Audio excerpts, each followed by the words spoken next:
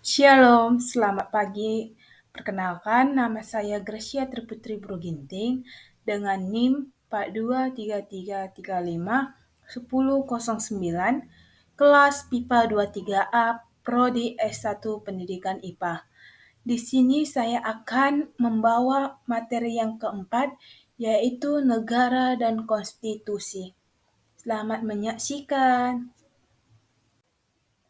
Yang pertama yaitu mengenai konsep negara. Secara etimologi, kata negara berasal dari kata stad atau Belanda dan Jerman. Stad atau Inggris, etat Prancis. Status atau statum atau Latin. Dalam setiap kata tersebut berarti meletakkan dalam keadaan berdiri, menempatkan atau membuat berdiri. Secara historis, pengertian negara berkembang sesuai dengan kondisi masyarakat pada saat itu. Pada zaman Yunani kuno, para ahli filsafat negara merumuskan pengertian negara secara beragam. Aristoteles atau 384 sampai 522 SM merumuskan negara dalam bukunya Politika yang disebut negara polis, yang saat itu masih dipahami dalam suatu wilayah terkecil. Dalam pengertian negara disebabkan perkembangan selanjutnya timbul konsep negara kerajaan yang dipelopori oleh Machiavelli atau 1469 sampai 1527 pada zaman Renaissance, yang menyatakan bahwa negara merupakan suatu kekuasaan dan untuk menjalankan dan mempertahankan kekuasaan dibutuhkan pemimpin yang kuat atau raja. Raja sebagai pemegang kekuasaan negara tidak mungkin hanya mengalihkan kekuasaan hanya satu moralitas atau kesusilaan. Selanjutnya di sini saya akan menjelaskan unsur-unsur negara. Dari beberapa pengertian negara sebagaimana tersebut di atas, kita dapat mengidentifikasi beberapa unsur negara secara teoritis berdasarkan Konvensi Montevideo tahun 1933 yang diselenggarakan oleh negara-negara Pan-Amerika di kota Montevideo, Uruguay. Suatu negara harus mempunyai unsur-unsur terbentuknya negara.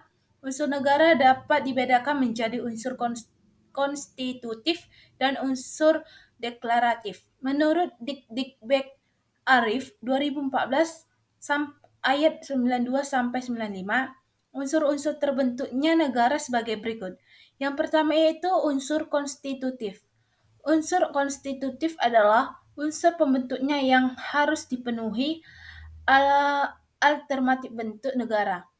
Unsur ini terdiri atas rakyat, wilayah, dan pemerintahan siap berdaulat. Pertama, rakyat yaitu orang-orang yang bertempat tinggal di wilayah suatu negara. Yang kedua yaitu unsur-unsur deklaratif. Unsur deklaratif adalah unsur yang sifatnya menyatakan, bukan mutlak harus dipenuhi. Unsur ini terjadi di atas tujuan negara adanya komponen pada antara lainnya. Selanjutnya materinya yaitu sifat negara. Negara sebagai salah satu bentuk organisasi mempunyai kekuasaan yang sifatnya berbeda dengan organisasi lainnya. Negara memiliki sifat-sifat khusus sebagai manifestasi dari kedaulatan yang dimilikinya dan yang hanya terdapat pada negara saja, tidak terdapat pada asosiasi atau organisasi lainnya.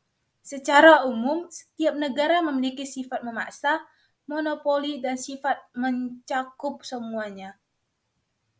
Dari sifat negara ada terdapat beberapa sifat, yaitu yang pertama, sifat memaksa. Sifat memaksa artinya bahwa negara mempunyai kekuatan fisik secara legal agar tercapai ketertiban dalam masyarakat dan mencegah timbulnya anarki, dengan dita artinya peraturan perundang-undang penertiban dalam kehidupan masyarakat. Contoh sifat dapat terjadi serta dapat mencegah timbulnya anarki. Contoh sifat memaksa antara lain adalah Setiap warga wajib membayar pajak, menaati peraturan lalu lintas, serta peraturan hukum lainnya.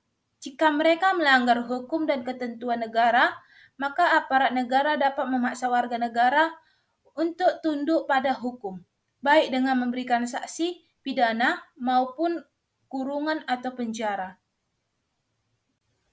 Sifat yang kedua yaitu sifat monopoli. Monopoli berasal dari kata mono yang artinya satu dan poli yang artinya penguasa.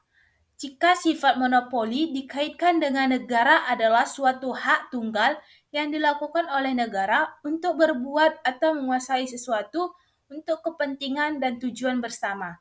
Negara mempunyai monopoli dalam menetapkan tujuan bersama dalam kehidupan bermasyarakat.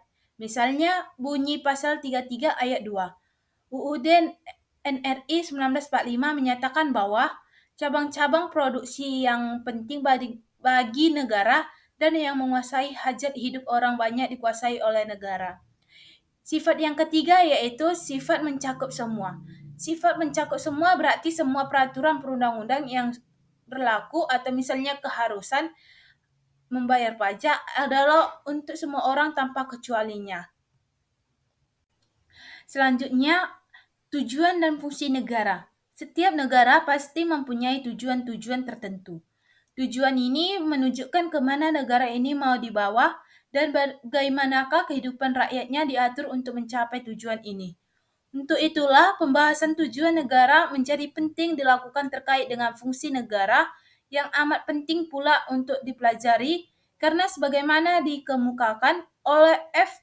Isjawara 1999 ayat 162 bahwa tujuan tanpa fungsi adalah steril dan fungsi tanpa tujuan adalah mustahil. Tujuan menunjukkan pada ide-ide, cita-cita, sedangkan fungsi menunjukkan pada pelaksanaan dari cita-cita dalam kenyataan. Adapun tujuan negara Republik Indonesia terdapat pada alinea keempat, pembukaan Undang-Undang Dasar Negara Republik Indonesia tahun 1945 adalah yang pertama yaitu melindungi segenap bangsa Indonesia dan seluruh tumpah darah Indonesia. Yang kedua yaitu memajukan kesejahteraan umum. Yang ketiga yaitu mencerdaskan kehidupan bangsa.